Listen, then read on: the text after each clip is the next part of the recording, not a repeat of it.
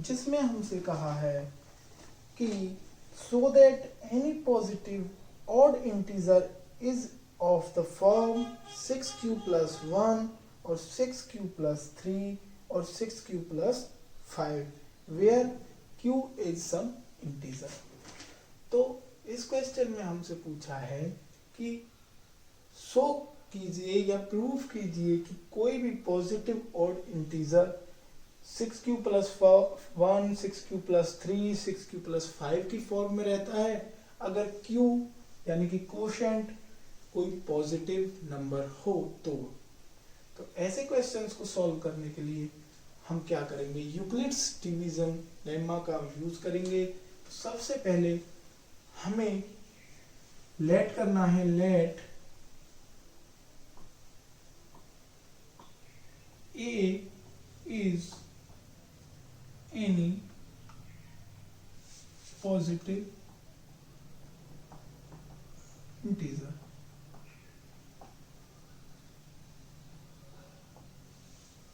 or where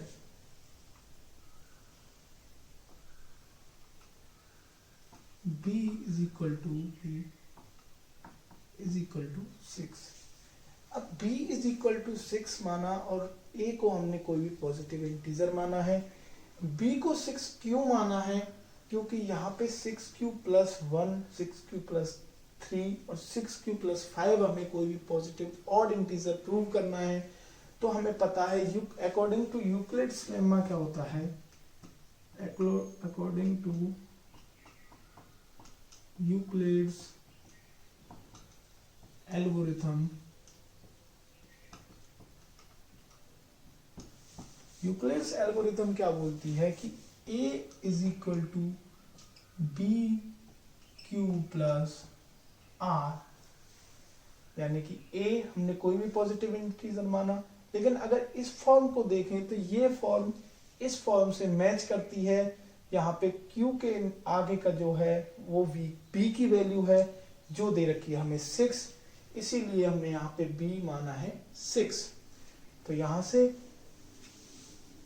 और ये कहती है कि r की जो वैल्यू है वो 0 से, r की जो वैल्यू है वो 0 से इक्वल्स या ग्रेटर देन होनी चाहिए और लेस देन होनी चाहिए किससे, b से।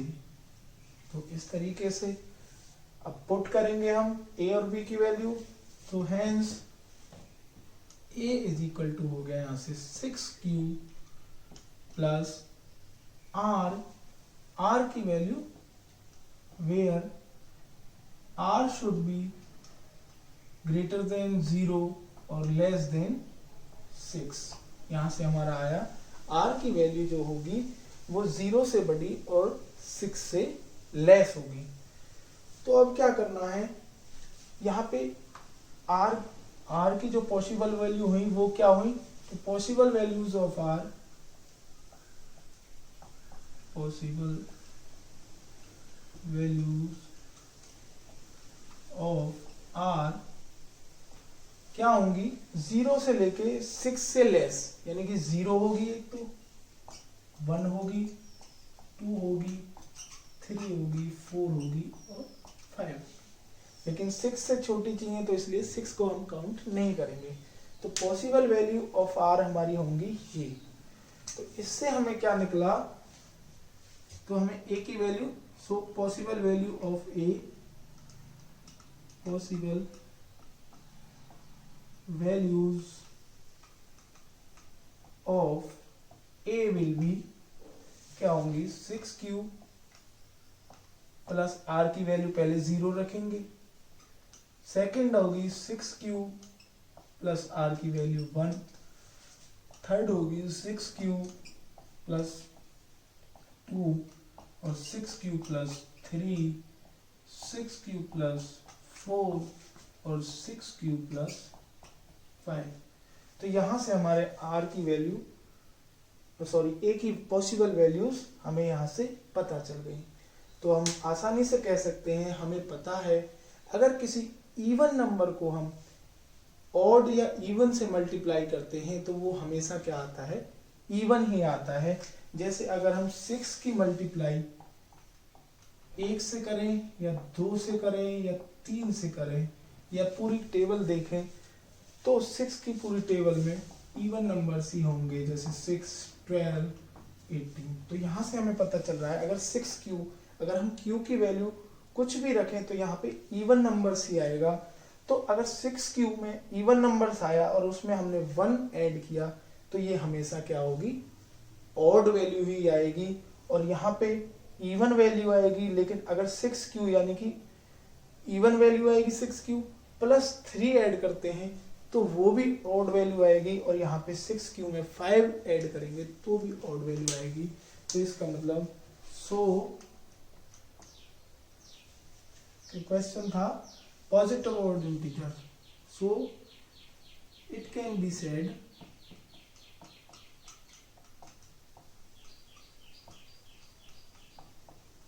that positive odd integers are positive odd integers are, यहां से लिख दीजिए 6q plus 1, 6q plus 3 और 6q plus 5 प्रूव्ड। तो यहाँ से हमने ये प्रूव कर दिया कि कोई भी वैल्यू अगर होगी 6q plus 1 या 6q plus 3 या 6q plus 5 की फॉर्म में तो वो ऑड ही होगी, जहाँ पे q एक पॉजिटिव इंटीजर होगा। तो इसी तरीके से अगर हमसे इवन इंटीजर्स के बारे में भी पूछता तो ये ही सेम स्टेप्स फॉलो करके हम लास्ट में लिख देते कि it can be said that positive even integers are 6q plus 6q plus 2 plus 6q plus 4। इस तरीके से हम उस क्वेश्चन को भी इसी फॉर्मेट से सॉल्व कर सकते थे। तो इसको अगर समराइज करें तो यहाँ से हम देखेंगे कि क्वेश्चन में हमें पूछा है कि पॉजिटिव ऑड इंटीजर्स इस फॉर्म में, तो हम यूक्लिड्स लेमा एल्गोरिथम को देखें तो वहाँ पे b की वैल्यू हमें यहाँ पे देख रखी है 6, a की वैल्यू हम a लेके कंसीडर करके चलते हैं, यूक्लिड्स लेमा एल्गोरिथम लगाते हैं और वहां से हमें r की पॉसिबल वैल्यू मिलती हैं 0 से लेके और 6 से लेस देन, यानी कि 5 पॉसिबल वैल्यूज मिलती हैं। उनको हम ऐसे रिप्रेजेंट करते हैं 6 की प्लस 0 और वो, और इससे हमें मिलता है पॉजिटिव ऑड इंटीजर्स जो हैं ये।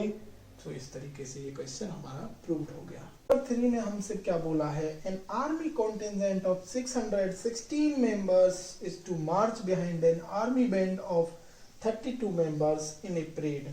The two groups are to march in the same number of columns.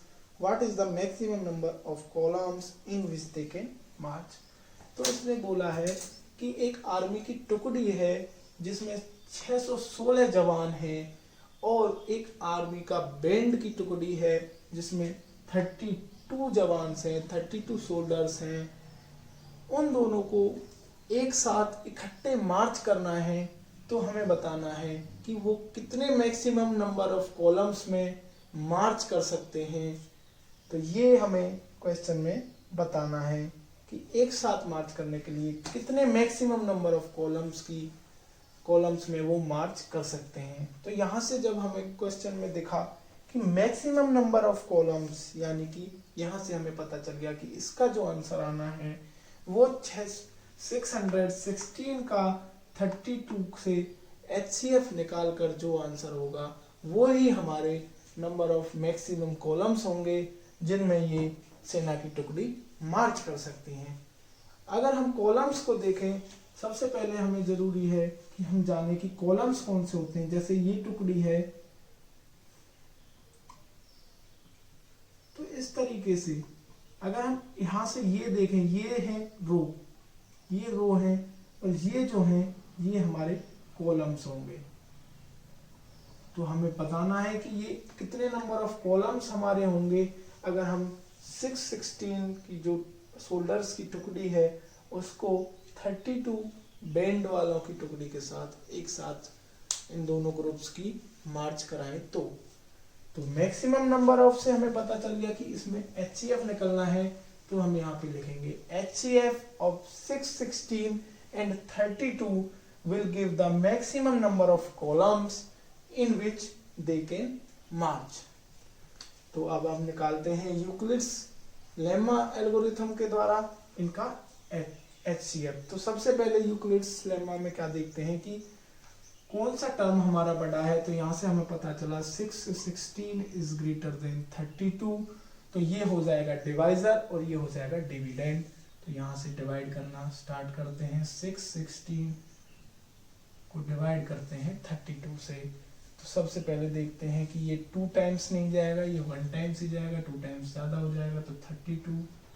यहाँ से अगर इसमें से लेस करें तो ये हो जाएगा 9, और यहाँ से 5 से 3 जाएंगे तो ये हो जाएगा 2। नेक्स्ट 6 को लेते हैं।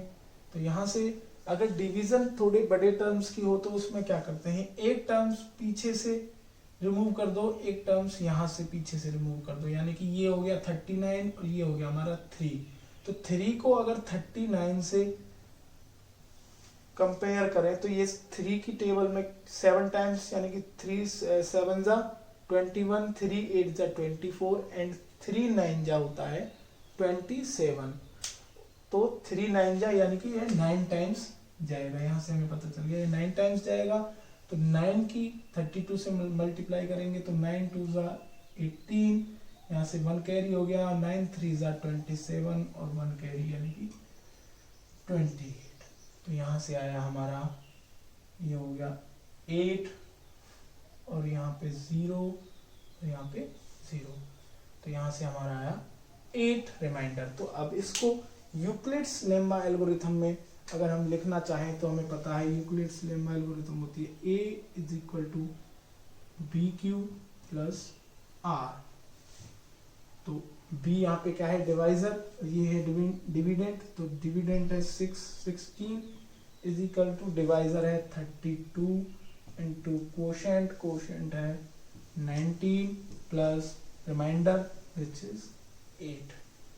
तो यहाँ से हम इसको लिख सकते हैं ये। लेकिन हमें HCF निकालने के लिए ये स्टेप्स तब तक करने हैं जब तक रिमाइंडर 0 नहीं आता है। तो नेक्स्ट स्टेप करते हैं, रिमाइंडर को डिवाइजर बनाते हैं और डिवाइजर को डिविडेंड बनाते हैं। तो ये 32 यहाँ से 8 से डिवाइड करेंगे तो ये 4 टाइम जाएगा और यहाँ पर आ जाएगा रिमाइंडर 0। तो यहाँ से हमने देखा। तो नेक्स्ट स्टेप जो लिखेंगे वो सेकेंड डिवीजन के लिए लिखेंगे। तो यहाँ से 32 = 8 × 4 + 0। तो हमारा 0 रिमाइंडर आ गया। तो अब क्या करेंगे, जो हमारा डिवाइजर होगा वही हमारा HCF होगा। तो यहाँ से HCF ऑफ 6 16 एंड 32 = 8। सो यहाँ पे लिखेंगे, so army can march in 8 columns. ये हमारा यहाँ से आंसर आ गया। तो इस तरीके से हम इस क्वेश्चन को समराइज करें तो 6 16 और 32 का हमें LCM निकालना पड़ेगा मैक्सिमम नंबर ऑफ कॉलम्स के लिए। तो 32 को 16 से डिवाइड करेंगे और तब तक डिवाइड करेंगे जब तक 0 नहीं आ जाता। तो यूक्लिड्स लेम्मा का यूज करके हमने यहाँ से देखा कि 8 इसका HCF आया है। तो वही मैक्सिमम नंबर ऑफ कॉलम्स होगा इन विच आर्मी कैन मार्च।